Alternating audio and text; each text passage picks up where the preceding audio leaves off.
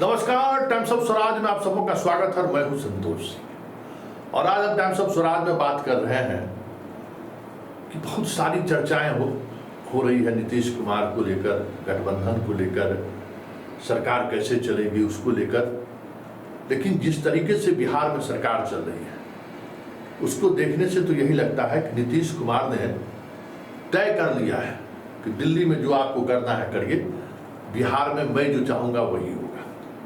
क्योंकि जिस तरीके से बीजेपी के मंत्री को अपमानित किया गया है, जिस तरीके से बीजेपी के से जुड़े हुए मंत्रालय के ट्रांसफर पोस्टिंग की इजाज़त नहीं दी, जिस तरीके से ट्रांसफर पोस्टिंग को लेकर सिर्फ बीजेपी के ही मंत्रियों पर एक खास तरीके का दबाव बनाया गया, उससे तो कुछ ऐसा ही लग रहा है कि नीतीश कुमार ने मोदी को छूट दे रखा है कि दिल्ली में आपको जो करना है करिए, हम आपके साथ हैं। दिल्ली में आप नीट को लेकर जो करना चाहते हैं करिए, सीए को लेकर जो करना, मतलब तमाम ऐसे इशूज हैं जिन इशूज को लेकर हम अपने विचार व्यक्त करते रहे हैं।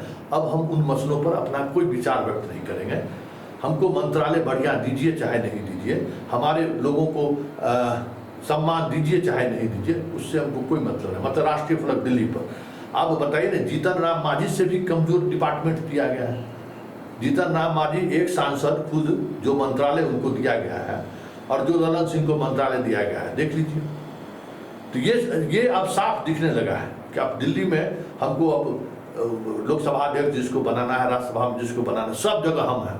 हम तमें बाता चौपिता, हम आपके साथ केंद्र में हैं। वहाँ जो चाहिएगा आप, सब मुद्दों पर हम अपने साथ रखेंगे।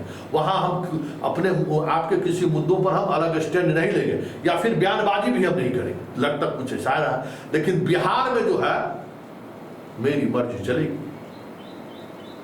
30 जून तक मंत्री को ट्रांसफर करने का अधिकार होता है।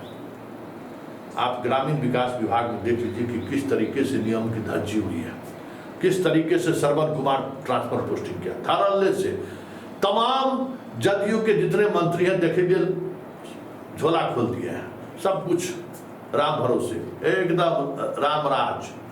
लेकिन जितने मंत्री थे बीजेपी कोटे के, किन्हीं को ट्रांसफर कराने की इजाजत तक नहीं मिली। कह दिया गया उनके विभाग के प्रधान सचिव को कि मंत्री को कह दीजिए ट्रांसफर पोस्टिंग में दिमाग नहीं लगाने के लिए। हल्का फुल्का जिसका 3 साल पूरा हो गया था उसी को हटाया गया। भले मंत्री जी लोग बहुत तरह की चीज़ें हासिल करने में कामयाब हुए, लेकिन तबादला करने में कामयाब नहीं हुए। उनके तमाम तबादले को लेकर जो फाइलें मूव हुई थी उसको रोक दिया गया। ये इस तरीके से बिहार में शासन चल रहा है। सम्राट चौधरी हो या विजय सिन्हा हो, सीधे तौर पर उनकी घेराबंदी हो गई है। विजय सिन्हा अपने डिपार्टमेंट में कुछ ऐसी चीज़ें उन्होंने की थी हाल के दिनों में जिसकी चर्चा होनी शुरू हो गई थी, खास करके बालू उत्खनन को लेकर, बालू ट्रक पर कार्रवाई करने को लेकर। सीधा उनके विभाग के प्रधान सचिव को कह दिया गया है ये पहली घटना है और ये आखिरी घटना है। और ये बात समझ लीजिए, कुछ भी ऐसी चीज़ें नहीं होनी चाहिए जिससे सरकार की बदनामी हो। मतलब जो कुछ भी होगा वो बीजेपी के मंत्रालय के मंत्री के बीच होगा। बदनामी की बात जो कुछ भी होगा हम उसी पर नजर रखेंगे। जदयू के लिए तो राम राज है, जदयू जो कर रहा है कर दे दीजिए, ये साफ दिखने लगा है। तो आप समझ सकते हैं कि बिहार में जो सरकारें चल रही है ना, वो एक खास फ्रेम में चलना शुरू हो गया है। एक खास दृष्टिकोण को नीतीश ने अपना लिया है। भारत में सरकार के रूप में आपको जो करना है करिए, हम आपके साथ हैं। बिहार में मेरी मर्जी चलेगी और हम जिस तरीके से सरकार चलाएं, पार्टी चलाएं, मतलब पूरी एनडीए को भी मैं चलाऊंगा अपने शर्तों पर। इसलिए समझ जाइए कि आगे आने वाले समय में बिहार में होना क्या है।